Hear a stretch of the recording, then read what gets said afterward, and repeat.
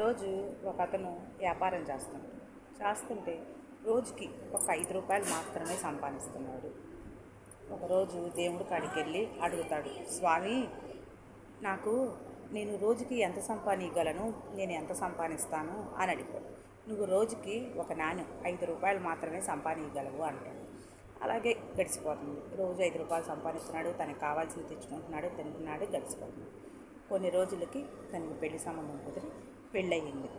అప్పుడు దాకా 5 రూపాయలు సంపాదించిన అతను అప్పటి నుంచి 20 రూపాయలు సంపాదిస్తున్నాడు. అప్పుడు మళ్ళీ ఆ స్వామి కాడికి వెళ్ళి అడుగుతాడు, స్వామి, నాకు 5 రూపాయలే భాగ్యం అన్నావు కదా, మరి ఇప్పుడు 20 రూపాయలు రోజుకు నేను సంపాదిస్తున్నాను ఎలా అని చెప్పి అడుగుతాడు. అడిగితే, చూడా, నీ అదృష్టం 5 రూపాయలు, నీ భార్య అదృష్టం 15 రూపాయలు, అందుకని 20 రూపాయలు సంపాదిస్తున్నావు అని అంటాడు. సరే, అలా కొంతకాలం గడుపుతూ ఉండగానే ఒక బిడ్డ పడతాడు. అప్పుడు దాకా 20 సంపాదించిన ఆయన అప్పటి నుంచి 30 రూపాయలు సంపాదిస్తాడు. ఇక ఏ స్వామి కాడికి వెళ్ళలేదు. ఇది నా బిడ్డ అదృష్టం కావాలి అని అనుకుంటాడు. దీన్ని బట్టి ఏమర్థమైంది? వీళ్ళు తలపొగతోటి నేను సంపాదించా అని. మనం ఎవ్వరం సంపాదించాం.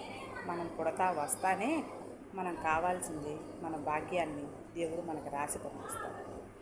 మన ఇంట్లో మనం కూర్చొని తింటున్నాము, సంపాదించాము అంటే ఏ బిడ్డ వల్లో, ఏ భార్య వల్లో, ఏ భర్త వల్లో, అందరి వల్ల.